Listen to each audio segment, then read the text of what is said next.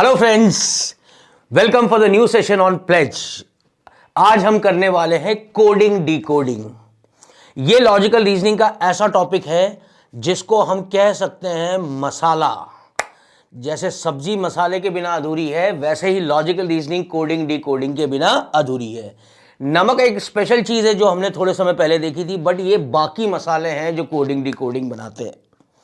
Coding decoding इसका इजाद basically प्रेमियों ने किया था।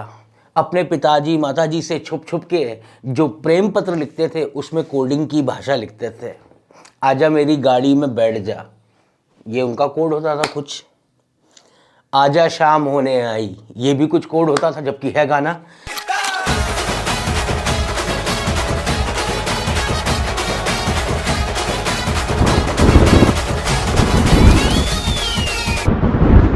हम इन कोड्स की बात नहीं करेंगे, हम यहां पे अल्फा न्यूमेरिक कोडिंग की बात करेंगे, क्योंकि अल्टीमेटली हमें तो एग्जामिनेशन पॉइंट ऑफ व्यू से सीखना है।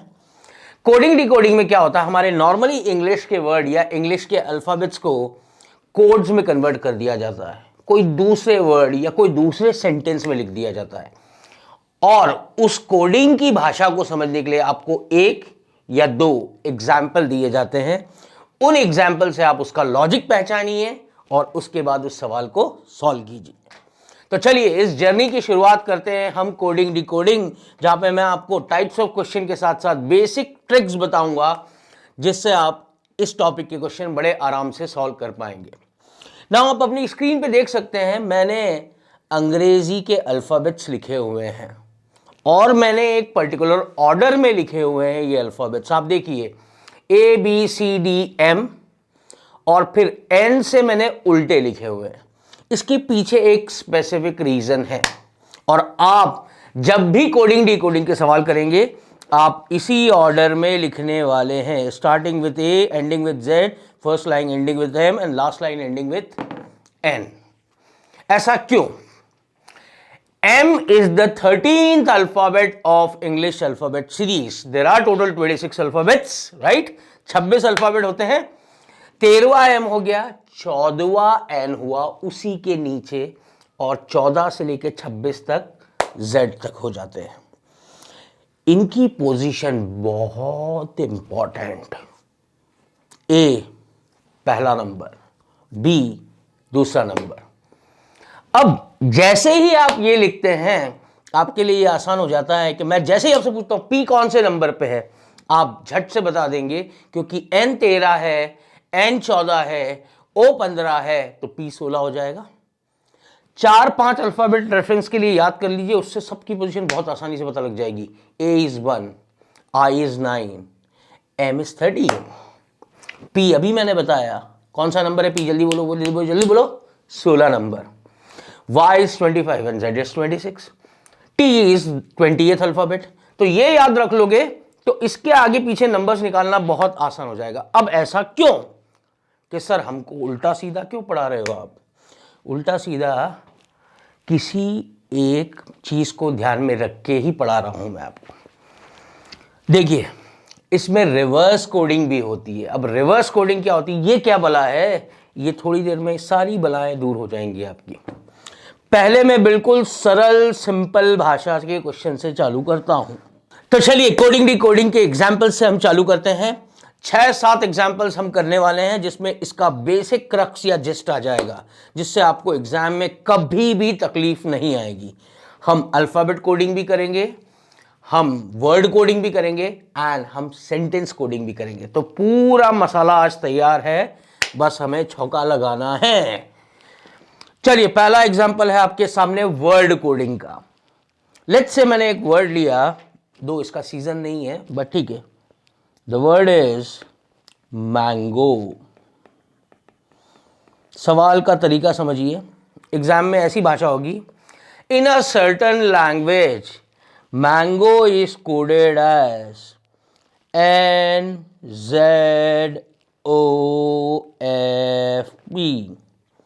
though in the same language apple will be coded as। इसके लिए जो मैंने आपको अल्फाबेट सीरीज दी है, ऊपर आप देख सकते हैं, इसकी आपको जरूरत लगने वाली है। अब वो ये बोल रहा है मैंगो को NZOFP है, तो एप्पल का कोड क्या होगा, आपको लॉजिक आइडेंटिफाई करना है कि क्या किया है। चलिए उस अल्फाबेट सीरीज से ये चुटकियों का खेल है। एम को लिखा है उसने एन, एक आगे ले गया है, दैट इज +1। ए को लिखा है जेड, एक पीछे ले गया है, दैट इज -1। एन को वापस आगे ले गया है, +1। जी को लिखा है एफ, फिर -1। इसी तरीके से ओ को लिखा है पी, +1। तो भैया सिंपल सी चीज है, +1 -1 +1 -1, एक आगे एक पीछे, एक आगे एक पीछे, ऐसा चल रहा है। तो एप्पल में भी अपन यही लॉजिक लगा देते हैं भैया। एप्पल में क्या बनेगा, स्टार्टिंग विथ एक आगे, ए से +1 बी। अच्छा एक चीज समझ लेना भैया यहाँ पे कि ऊपर पी का कोड ए है तो नीचे भी दो एप्पल में पी है, उनको झट से ओ लिख दो, ऐसा जरूरी नहीं है। ये वर्ड के लॉजिक पे डिपेंड करता है। तो आप देखिए ए को तो बी लिखा, अब पी एक पीछे जाएगा तो ओ आएगा, लेकिन अगला पी एक आगे जाएगा तो क्यू आएगा, एल एक पीछे जाएगा तो के आएगा, और ई एक आगे जाएगा तो एफ आएगा। तो आपको एक ही एग्जाम्पल से समझ में आ गया होगा भाई कि ये अल्फ़ाबेट सीरीज याद रखने का कितना इंपॉर्टेंस है, ए से एम, एन से लेके जेड तक। ये सिंपल सा एग्जाम्पल मैंने आपके सामने रखा था। आई होप ये स्टार्ट करने के लिए बहुत बहुत हैंडी रहेगा। मैं बार बार ये अल्फ़ाबेट सीरीज यूज़ करूँगा हर एग्जाम्पल के लिए, हर एग्जाम्पल में हमें इसकी ज़रूरत पड़ेगी। चलिए एक और एग्जाम्पल देखते हैं। चलिए अब कोई अच्छा सा वर्ड लेते हैं, किसी का नाम लेते हैं। कौन सा नाम ले, लेट्स से नाम लिया मैंने Mohan. Mohan in a certain language is coded as OLSZM। Then Kanha will be coded as, भैया मोहन को लिखा है NLSZM, तो कान्हा का कोड क्या होगा। अब यहां पे आपको इंपॉर्टेंस समझ में आने वाली है रिवर्स में लिखने की, because this question is based on reverse coding. What is reverse coding? यदि हम आधे सीधे और आधे उल्टे लिखते हैं और करस्पॉन्डिंग अल्फाबेट आमने सामने जो आ रहे हैं उनको कोड में कन्वर्ट करते हैं या उससे रिलेटेड लॉजिक को कन्वर्ट करते हैं, तो ये कहलाता है reverse coding. You can see M के सामने एन है, तो मैंने यहां पे कोड में देखिए एम का कोड एन लिखा है। हमने जो अल्फाबेट सीरीज लिखी उसमें ओ के सामने क्या है, एल, तो ओ की जगह एल लिखा है। ऑर्डर इंपॉर्टेंट नहीं, यहां से यहां या यहां से यहां, आमने सामने वाला हमें लेना है। एच के सामने है एस, तो एच के सामने एस लिख दिया। इसी लॉजिक से हमने पांचों लिखे हैं। तो अब हम आंसर लिखते हैं, के के सामने पी, ए के सामने जेड, एन के सामने एम, एच के सामने एस, ए के सामने जेड। तो कान्हा का कोड क्या हो जाएगा, PZMSZ। समझ में आया एग्जाम्पल? ये कोडिंग डिकोडिंग है अल्फ़ाबेट की या वर्ड की। दो एग्जाम्पल और लूँगा, चिंता मत करना, इसी चीज़ के अच्छे से समझेंगे। अच्छा इसमें कोई लॉजिक की गारंटी नहीं है, इट इज़ नॉट मैथ्स कि सर 4 फॉर्मूले बता दो मेरे को, वो रट लेता हूँ एग्ज़ाम में हो जाएगा।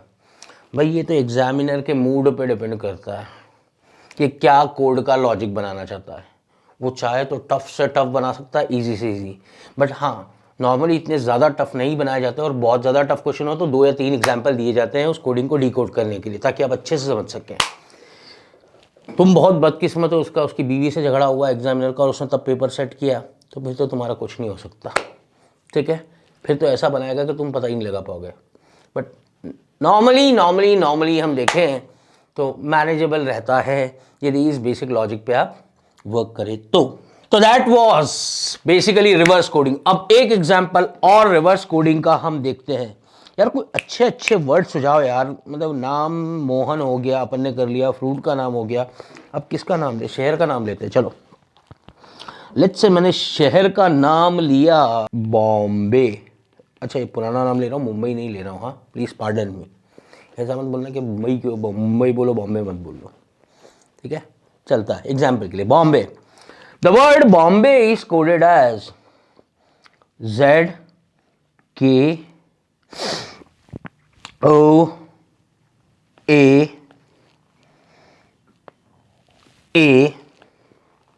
and let's say X. Bombay is coded as ZKOAAX. Then what would be the code for Madras? दोनों पुराने नाम लिए भाई। बॉम्बे हो चुका है मुंबई और मद्रास हो चुका है चेन्नई। चेन्नई से याद आया, चेन्नई सुपर किंग, हालत खराब है भाई चेन्नई सुपर किंग की। आईपीएल में लगी पड़ी है, बुड्ढों की टीम हो गई है थोड़ी सी यार। अब क्या करें, चेंजेस होने चाहिए। अब मैं ऐसा फील करता हूँ, आपको पता नहीं। दो I am a big big Dhoni fan. इतना बड़ा पंखा कोई भी नहीं होगा, मैं बहुत बड़ा पंखा हूँ उसका। चलिए, coming back to the topic. Bombay is ZKOAX। Madras की कोडिंग क्या होनी चाहिए? पहले डिकोड करते हैं कि क्या कर रहा है भाई। बी को लिखा है Z, बी के सामने है Y, Y के बाजू में है Z, आगे या पीछे? आगे। तो मैं इसको लिखता हूं कि इसने रिवर्स तो गया है, प्लस एक आगे बढ़ा है। चलिए, अब क्या हमेशा यही कर रहा है? O के सामने क्या है? L। ओके, उसने लिखा है K, L से K एक पीछे गया है, तो इसमें रिवर्स -1, थोड़ी शाणपत दिखाइए इसमें। अगले में क्या किया है? M को लिखा है O, M के सामने है N, N से +1 मतलब रिवर्स +1। इतने में तो दुनिया जीत लोगे, समझ में आ गया। पहले अल्फ़ाबेट के लिए रिवर्स +1, दूसरे के लिए रिवर्स -1, तीसरे के लिए रिवर्स +1। इस तरीके से सीरीज चल रही है। तो बस इसके आगे जाने की जरूरत नहीं, इतना काफ़ी। एग्जाम में चाहो तो एक आध और चेक कर लेना। मद्रास के लिए यही काम करते हैं, रिवर्स +1। मद्रास के सामने N, रिवर्स +1 O। A के सामने Z -1 Y, D के सामने W +1, R के सामने I -1 H, A के सामने Z +1। Z के बाद वापस अगली सीरीज चालू जाती है, तो Z +1 is again A। And S के सामने क्या है? H -1 G। So the code for Madras would be OYXHAG। दोस्तों क्लियर? तो ये थी आपकी अल्फाबेट कोडिंग। इसमें मैंने टिपिकल एग्जांपल लिए हैं रिवर्स कोडिंग वाले। कई सारे सिंपल ऐसे भी होते हैं, +1 +2 +3। देखिए भैया, एक एग्जांपल मैं जल्दी से बता देता हूं। इसमें +1 +2 का क्या लॉजिक चलता है। दूसरे शहर का कोई अपन ने नाम लिया, let's say Kanpur is coded as, यदि बिल्कुल सिंपल क्वेश्चन बनाना है तो L C Q T Z and let's say X, then what is the code for Mathura? Kanpur का कोड है LCQTXZ, तो मथुरा का कोड क्या है? तो चलिए इसमें देखते हैं लॉजिक क्या है। K को लिखा है L, एक आगे गया है। A को लिखा है C, दो आगे गया है +2। N को लिखा है Q, 3 आगे गया है। तो आप देखिए इसमें रिवर्स रिवर्स का लॉजिक नहीं है, +1 +2 +3 ऐसे चल रहा है। पहले एक आगे बढ़ा, फिर दो आगे बढ़ा, फिर 3। तो अंडर द सन कोई भी लॉजिक हो सकता है, ठीक है।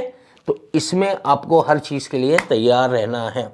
बट एक बात की गारंटी मैं लेके देता हूं तुमको कि जो भी लॉजिक उसने तैयार किया उसको समझने के लिए कम से कम 1 या 2 एग्जाम्पल तुमको जरूर देगा, ताकि तुम लॉजिक उसको अच्छे से ग्रैस कर पाओ। तो बस तुमको यही बताना था। इसके बाद आंसर तो आप आसानी से निकाल सकते हैं। M+1 is N, A+2 is C, T+3 is W and so on so fourth. तो इसमें टाइम ना वेस्ट करते हुए अब मैं आगे बढ़ता हूं। चलिए अपनी गाड़ी को आगे बढ़ाते हैं। अब जल्दी से सीखते हैं न्यूमेरिक कोडिंग। अभी अल्फाबेट की बात चल रही है, अल्फाबेट से रिप्लेस हुआ। यदि नंबर से रिप्लेस हो जाए तो क्या करते हैं? चलिए, let's say cat is coded as 24, then what is the code for Ben? Ben 10 वाला बेन, बेन 10 आता था ना कार्टून, वो वाला बेन। कोई भी वर्ड ले लो, क्या फर्क पड़ता है। कैट को 24 लिखा है तो बेन को क्या लिखेंगे? ये सवाल बेस्ड होते हैं अल्फाबेट की पोजिशनल वैल्यूज पे। सी की पोजिशनल वैल्यू कौन सी है? 3। ए की पोजिशनल वैल्यू 1। टी की पोजिशनल वैल्यू 20। 3, 1, 20 और 24 में कोई रिलेशन है? सिंपल सा रिलेशन है, इन तीनों का टोटल 24 आता है। तो इसका मतलब जो अल्फाबेट आ रहे हैं वर्ड के अंदर, उनकी पोजीशन को ऐड करके उनका टोटल करके लिख दिया है, यही लॉजिक है। बी की वैल्यू है 2, ई की वैल्यू है 5, एन की वैल्यू है 14। इन तीनों को आप जोड़ते हैं तो बेन का कोड बनेगा 21। आंसर। बस ये हो गया आपका न्यूमेरिक कोडिंग। कोडिंग डिकोडिंग बड़ा इंटरेस्टिंग। ऐसा कहा था ना मैं तुमको, मसाले हैं, मसाले अलग अलग तरीके की। मैंने हल्दी भी बता दिया तुमको, मिर्ची भी बता दिया, धनिया भी बता दिया, अब बताऊंगा गरम मसाले। तो अपने मसालों का पूरा चीज़ चार्ट कंप्लीट हो जाएगा। चलिए अगली चीज़ देखते हैं, सेंटेंस कोडिंग के सेंटेंस को कैसे कोड किया जाता है। उसके लिए ये अल्फ़ाबेट सीरीज की ज़रूरत नहीं है हमें, क्योंकि वर्ड के कोड ही वहीं पे लिखे रहते हैं। तो चलिए एक सेंटेंस कोडिंग का एग्जाम्पल करते हैं। तो चलिए अब देखते हैं अपन सेंटेंस कोडिंग। सेंटेंस, एक अच्छा सा सेंटेंस। चलिए, sky is blue is coded as की दो ना। जो मर्जी पड़े वो वर्ड, ऐसे ही वर्ड मिलेंगे कहीं पे भी, नेट पे देख लो, कोई भी बुक उठा के देख लो, ऐसे ही वर्ड मिलते हैं आड़े टेढ़े, जिनका कोई मतलब ही नहीं होता। की दो ना। Okay. Earth and sky is coded as दो से ला। दो से ला। तीसरा, earth are blue is coded as की से जा। ये 3 सेंटेंस दे दिए और आपसे पूछ रहा बताओ एंड का कोड क्या है या इज का कोड क्या है। पहली बात ध्यान में रखने लायक यहां पे, स्काई इज ब्लू इज की दो ना, तो ये 1 to 1 नहीं कि पहले नंबर पे स्काई आ रहा है तो पहले नंबर पे की है तो स्काई का की हो गया, इसका के बाद 2 आ रहा है तो इसका कोड 2 हो गया। इतना सिंपल हो जाता तो फिर क्वेश्चन ही क्यों बनता। अपने पप्पा ने थोड़ी बनाया ये क्वेश्चन, इतना आसान बना देंगे कि मेरा लाल स्कोर कर ले। थोड़ा सा ट्विस्ट देंगे। यहाँ पे इंटरचेंजेबली कोई हो सकता है, ये कॉमन कैंसिल करके निकाल के करना पड़ता है। अब कॉमन कैसे निकालें, चलिए मुझे बताइए, पहले और दूसरे स्टेटमेंट में कॉमन क्या है। पहले और दूसरे स्टेटमेंट में वर्ड कॉमन है स्काई। पहले और दूसरे वर्ड में कोड, पहले सेंटेंस में कोड कॉमन क्या है। पहले और दूसरे सेंटेंस में कोड कॉमन क्या है। कोड कॉमन है 2, एक ही कोड कॉमन है, तो पता चल गया कि स्काई का कोड तो आ जाएगा 2। अब क्या पहले और तीसरे में कुछ कॉमन है? बिल्कुल कॉमन है। पहले और तीसरे में गौर से देखिए, ब्लू कॉमन है, तो ब्लू लिखने के बाद कोड पे नजर डालिए। पहले और तीसरे में कोड कौन सा कॉमन है? की कॉमन है, की। तो ब्लू का कोड हो गया की, तो की हटा दीजिए ये। और यदि यहां पे सवाल है इज का कोड क्या है, तो इज का कोड क्या हो जाएगा? ना। समझ में आया? अच्छा, यदि आपको आर का कोड निकालना है तो आर का निकाल सकते हैं। तो चलिए, सेकेंड और थर्ड स्टेटमेंट में कॉमन क्या है? अर्थ। सेकेंड और थर्ड में अर्थ कॉमन है। अर्थ जैसे ही मैंने कॉमन लिया, कोड पे नजर डालिए, सेकेंड और थर्ड में कॉमन क्या है? से। तो अर्थ का कोड है से। तो तीसरे सेंटेंस में देखिए, से गया अर्थ के लिए, की पहले ही गया था ब्लू के लिए, तो आर के लिए क्या बचा? जा। मेरी इच्छा हुई कि ये अंड शंड वर्ड लिखने की बजाय मैं नंबर लिख दूं, 1 3 5 3 4 7 1 4 9, और मैंने पूछा अर्थ के लिए कौन सा नंबर है, अर्थ के लिए नंबर कौन सा आएगा? 4। तो चाहे नंबर हो चाहे कोड हो, लॉजिक सेम रहना है। ठीक है, तो ऐसी बहुत सारी और कोडिंग होती है। मैं जल्दी सी वाइंड अप करता हूं इस सेशन को एक और एग्जांपल लेके, otherwise we can keep on doing example 5-7 घंटे भी कम पड़ेंगे, मजा आता ही रहेगा, आप लोग को नई नई चीजें सीखने को मिलती रहेगी। तो चलिए अब एक लेते हैं जहां पे क्वेश्चन में खुद कोडिंग छुपी होती है। Let's take an example.